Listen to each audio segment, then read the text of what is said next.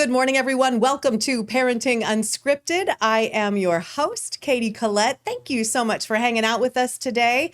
We have a special thank you to Norfolk Public Schools for sponsoring this episode of Parenting Unscripted.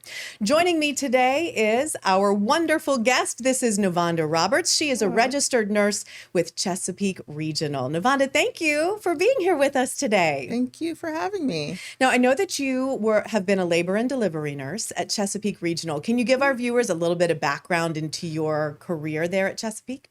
I am actually a mother-baby nurse. Oh, a mother. Yes, Okay, so tell me the difference. I deal with moms and babies after the baby has been delivered. Oh, man. Yes. So still an angel. Yes. You are what we need because, there are just so many questions after the baby's delivered. You're so prepared leading up. Well, you feel prepared, trying your best. And then all of a sudden you have this baby and you have to go home. There's a lot to that. And I know you have 2 children, correct? Yes. Can you tell us a little about them?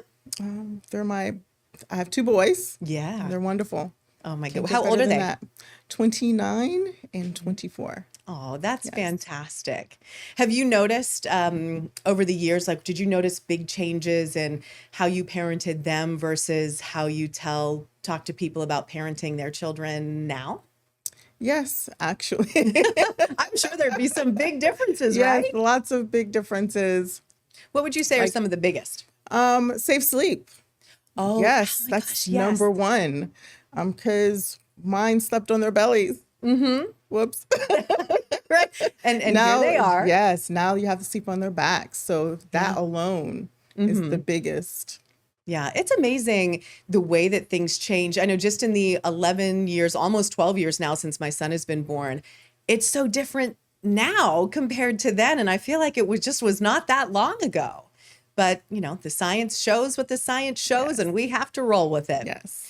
Okay, so let's talk a little bit about the classes at Chesapeake Regional. And you teach a newborn class. It's a class called Parenting a Newborn, correct? What can people expect when they go to that class? That class is very hands-on. We learn how to swaddle. We learn how to change diapers, do newborn bathing, sponge bathing. Oh, yeah. Yes. Circumcision care, umbilical cord stump care. We go over burping your baby, soothing the baby. We go over lots of hands-on type things. You're going to be getting up, moving around, get to know the other families in the room. It's very interactive. I think that is so important because you don't even really realize, the parenting, there's a lot that goes into it, but until you have that child, you don't realize all of the little things that you need to do to keep baby happy. And if baby's happy, you're happy. Yes. So who can attend the classes? It's preferred that the mom, because she's the primary caregiver, and then a support person. I've had a class where it was going to be the grandma and the auntie. They wanted the most up-to-date, ways of taking care of their new family member that's going to be coming.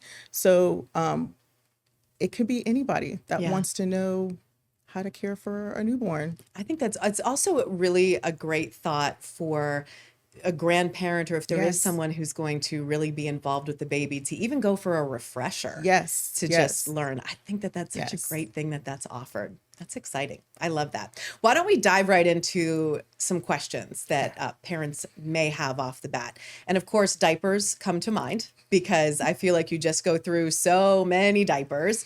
How many diapers should people have on hand for the first days? Do they just need buckets upon buckets of diapers, or what should you do with a newborn? Well, at Chesapeake, they start you off at size 1 diapers. I know a lot of people will want to get newborn. I wouldn't buy a lot of newborn, depending on the size of your baby, but size 1 definitely is a yes. Because the brand of diapers that Chesapeake uses, the whole diaper is Velcro. So if the baby's too small, you can fold the diaper down to make it fit. Genius. So you want to have lots of diapers on hand because you're going to need them.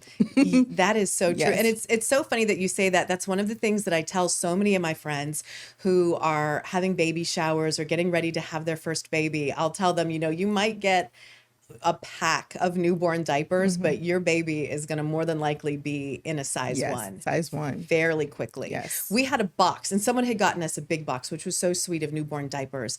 When my son was born, he was 10 pounds, 4 ounces, and there was no way that little chunk was going into a newborn diaper. Yes. I think it's so fascinating too, though, that the diapers that Chesapeake Regional uses is Velcro all the way around, and it just makes so much sense. Yes. You just fold it down to the size of your baby and it still fits just fine. What would you say to new moms and dads and aunties and grandmas, the caretakers, when it comes to having the diaper where the umbilical cord is still attached? You fold it down underneath the umbilical cord so you don't cause any irritation or anything like that. And explain what causes. Does it, when people see that, they might think that it hurts the baby to have that stump there. It does not hurt at all.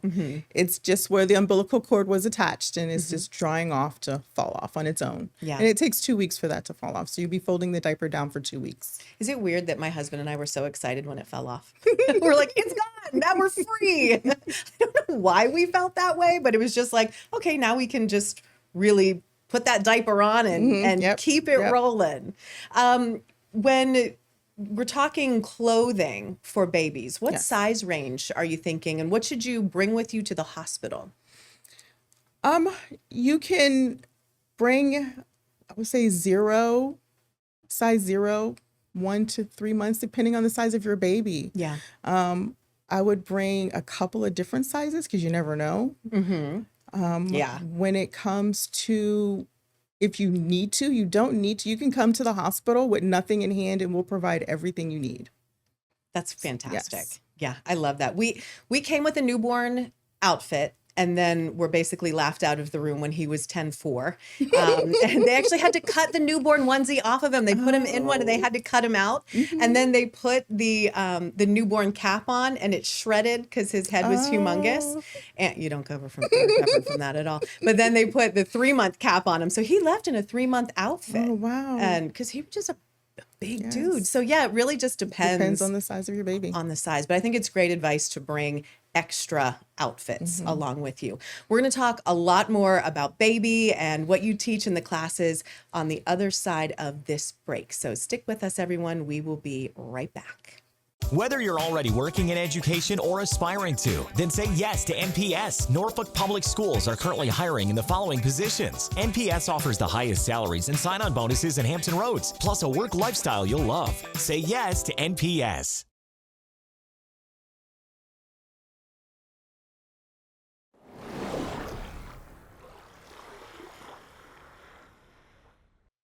Welcome back to Parenting Unscripted. We are having a great conversation about parenting a newborn.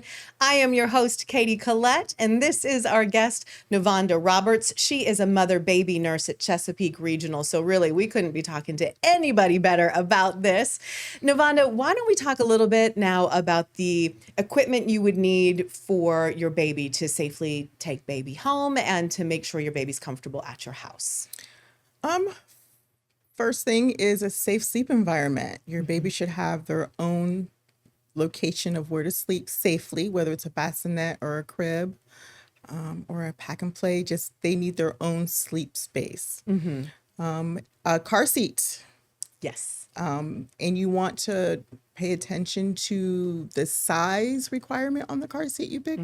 Because if your baby happens to be too small, you might need to get a different car seat. So, right. Yes. And there are adjusters in some of the car seats where you can adjust it. Yes. Like on the inside of the seat. Does that make sense? Yes. You adjust it down. But this is for the weight of the baby. So if your baby is 4 pounds, your regular car seat won't work. You need to get one that will fit a 4-pound baby. Yeah. And you want to make sure that it's properly installed. Yes. I went to the fire department. Yes. Pure angels. They made sure that it was installed for us. Why don't we, since you touched on sleep, I think that safe sleep is such an important topic for parents. So when you bring the baby home, a lot of times you don't even necessarily want to put your baby down, but it is important when you go to bed to be able to put the baby down in a safe environment. Some people try to co-sleep with their baby, and they have a kind of like an insert that they would put in their bed. I've heard that obviously that can be dangerous. What are your thoughts on that? And what do you say to the co-sleeping? I do not recommend co-sleeping. Yeah. Your baby needs their own safe sleep environment because anything can happen. Someone can accidentally roll over on the baby. A blanket can end up over the co-sleep, if that's in the bed.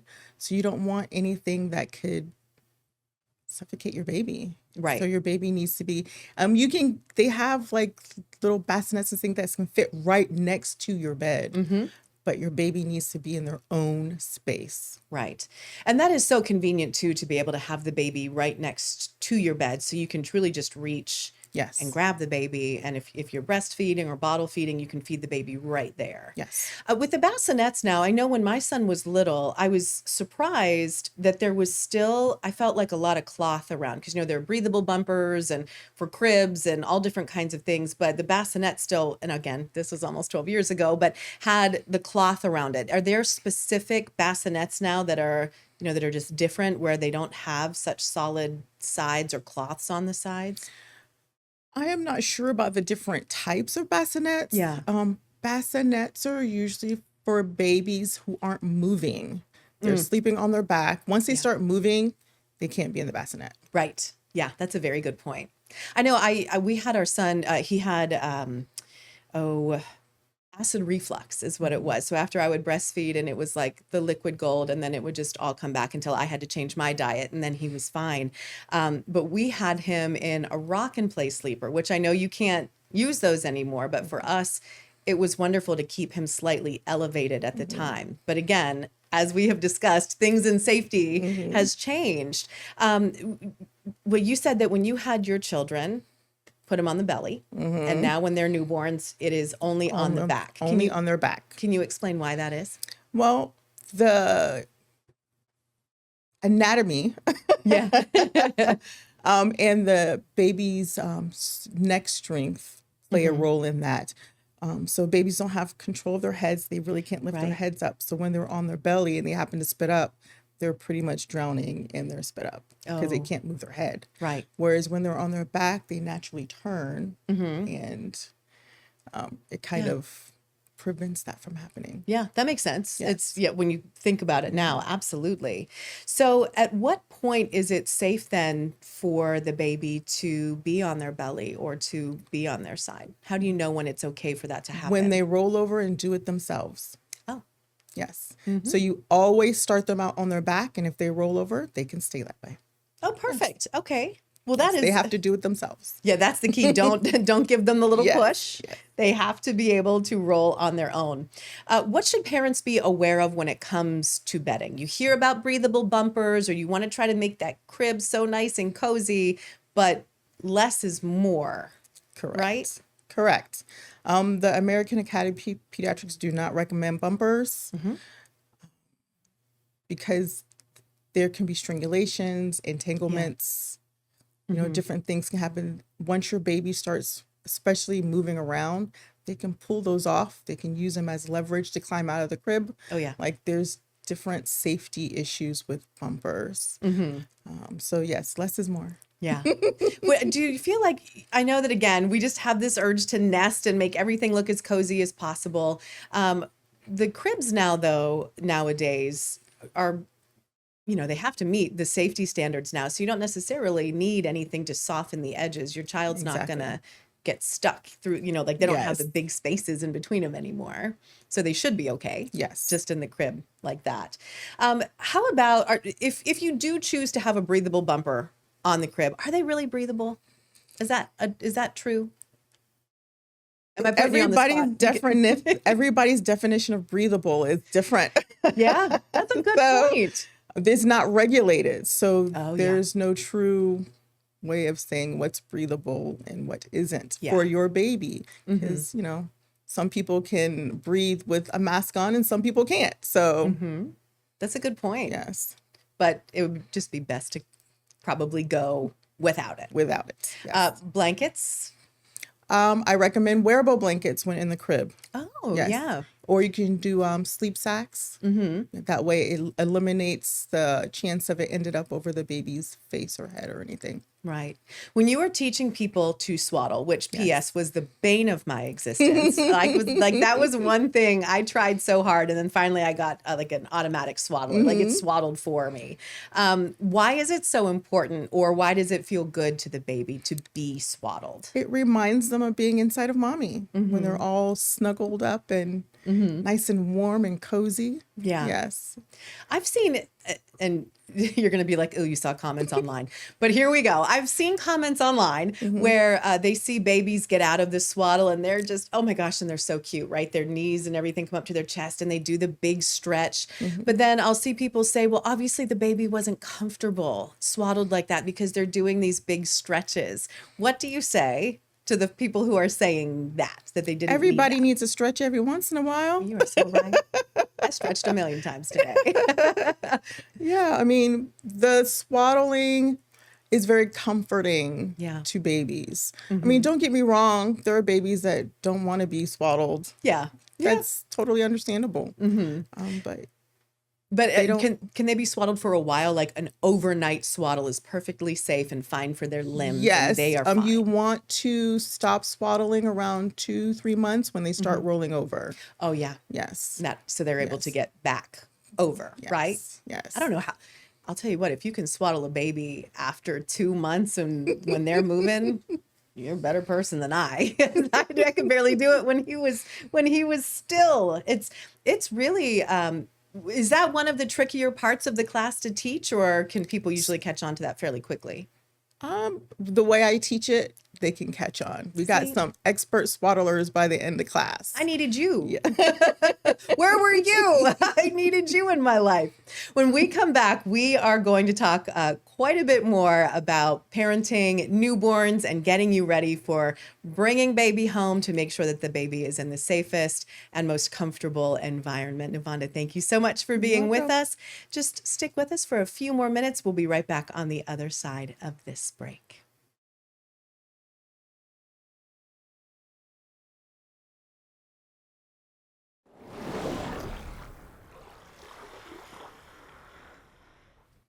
Welcome back to Parenting Unscripted, where we are talking all things newborn baby. And we are having a great conversation right now with Nuvanda Roberts. She is a mother baby nurse at Chesapeake Regional. We've been talking about car seats earlier on in the show, and in the break, we were discussing TikTok car seats. So what have you learned? What have you all found when it comes to people purchasing car seats from TikTok? They don't have the proper straps on the car seats. You need what's called a 5 harness. Oh, yes. It'll be 2 straps up top, 2 straps on the outside of the thigh, and one that comes up in the middle, and everything joins right there in the middle. You need all the straps, and a lot of the TikToks don't come with the straps, so your baby's not properly protected and kept safe in the car seats. What happens if you show up to the hospital and you have one of those car seats? Does the hospital help, or? We do have resources where we can help you get a car seat if you need one. Absolutely. To at the very least to get you home, Yes. and get Safe. baby there Yes, safely. absolutely. That's really great to know, because obviously TikTok is becoming so popular for so many reasons, and it's not always the best Yes. whenever it comes to the safety of your children. So I Yes. think that was a great point. Thank you for that. Let's talk about the first night home with the newborn, because I remember being a new mom, came home with my baby, and my husband and I were like, now what? We have a whole human here. What do you teach parents to expect on that first night? You're not going to get much sleep. No, ma'am. Not at all. If you're breastfeeding, your baby may be cluster feeding. Cluster feeding usually starts on the second night of life. So depending on when you're going home, will depend on if your baby's going to be cluster feeding. So that can be, your baby might want to eat every 30 minutes or every 15 minutes. And then, of course, balancing your routine and life with now a new human. Yeah. So, yes. it's a lot. It'll be lots of emotions. You'll have fears. You'll be excited. You'll be worried. And then you're going to be exhausted. Yeah. And it starts. And it all starts. And then you just learn for a very long time to operate on tired. I feel like once you have a child, your sleep changes forever, because you can Yes. hear everything. Yes. You really hear You everything. will realize just how much noise your baby makes. Oh my goodness. And then you hear silence and you're like, why is it silent? What is going on? Yep. How long should a newborn baby sleep? They should be sleeping about 16 to 18 hours a day. Whew. I didn't Yes. realize that. I mean, I Yes. even had a newborn once. When you break it up, it'll be 30 minutes here, an hour there, 2 hours here, but it should be 16 to 18 hours. And I know too, you know, as a parent, you want your baby to get a good stretch of sleep. So it's like when they are sleeping for a little while, you don't want to open that bedroom door because you don't want to wake them up, but then you want to make sure that they're safe. So you have this balance of, should I check on them? Should I not? Are there things out there now to be able to ease parents' fears to make sure that if their baby is getting a good stretch of sleep, that they are breathing and that they are just fine? I mean, you can use a monitor, and when I say a monitor, like the camera. Yeah, I was gonna ask. I know there are those little outlets that you can put on the feet. Do you anything? I personally don't recommend them. You're the mother Because baby nurse. You tell you're us. adding more stress to your life. What if the Wi-Fi connection isn't there? Ooh, What if it's too yeah. tight? What if it's too loose? What if the baby kicks it? And you're sending off alarms that are false, and now you're worried. And having a baby is worrisome enough. Right. So why add more stress? I A never video thought of that. camera is suffice. Babies are belly breathers, so if you sit and you watch them, you Yep. can see their belly rise and fall. That's true. Yes. And the monitors are so good nowadays. Yes. I mean, you can see everything Yes. on those monitors. So that's a very valuable point. Explain a little bit more with the cluster feeding. Can the moms keep up with that? Can you provide? I know some moms might be like, I can't possibly have anything left for the baby, but you do. Yes, you do. So your baby will feed on the first side, and then you'll put your baby on the other side. As you're feeding on the opposite side, your body is already producing for the first side your baby was on. So you're continuously producing as your baby's eating from telling you side to what. side. It's a continuous flow. Women are amazing. What we can do is amazing. We don't even realize it until we have no choice and we're doing it. And here we are, just constantly feeding the baby. Yes. When is it safe? I know we were talking about the bassinet and the crib. When is it safe to move the baby from the bassinet to the crib? Once your baby starts moving, like if your Okay. baby turns, if your baby's able to lift, because you don't want your baby to lift outside of the bassinet. Right. So once your baby starts actually moving and rolling, your baby needs to be transferred to a crib. Let's talk about bath time. How do you bathe a baby? What is the best way to do Very that? carefully. Yes. Yes. Well, for the first 2 weeks, because of the umbilical cord stump, you'll be sponge bathing. So you just want to make sure you don't have any, airflow, vents, fans, or anything blowing on your baby. You'll have your baby wrapped in a towel and only expose the side you're cleaning. Oh, yeah. Once the umbilical cord stump falls off, then you're able to use the baby bath to bathe your baby. Which felt like we would get so stressed when my husband and I were bathing our son. He hated the sponge bath, and because no matter what, I feel like we both felt like he was cold. And then when we could finally get him in the cute little blue whale tub and have it all nice and filled with warm water, and would put a warm washcloth on his belly, he did so much better. But the sponge bath initially, we tried to have all the vents off, but you just feel like, I think everything when you're a new parent is, am I doing this right? Is this right? 12 years later, he's here, folks. So you're doing it right. If you're doing it, you're doing it right. How about diaper rash and taking care of a baby's diaper rash? What do you recommend? Air will help. If I know it's easier said than done because Right. so mess everywhere. Yep. But it that can helps. help. You can speak with the pediatrician, see what they recommend. Yeah. Any of the latest creams or ointments. But air can help a lot. And keeping your baby dry, as soon as if you know your baby's prone to diaper rash, as soon as you know that they're wet or soiled, change them. Yeah. Very helpful. Is baby powder safe? No. Okay. Because because it aerosolizes, and then they inhale that. Now they have powder in their lungs. Oh, yeah. Yes, it's not See, I safe. wasn't even thinking about the breathing in part. This is why you do what you do and I do what I do, ma'am. Thank you so much for being here with us today, welcome. Navanda Roberts, who is a mother baby nurse at Chesapeake Regional. It was such a valuable conversation. We appreciate everything you do for all the parents out there. And thank you, everyone, for joining us for Parenting Unscripted. And a big thank you to Norfolk Public Schools for sponsoring this episode. We hope you enjoyed. Be good.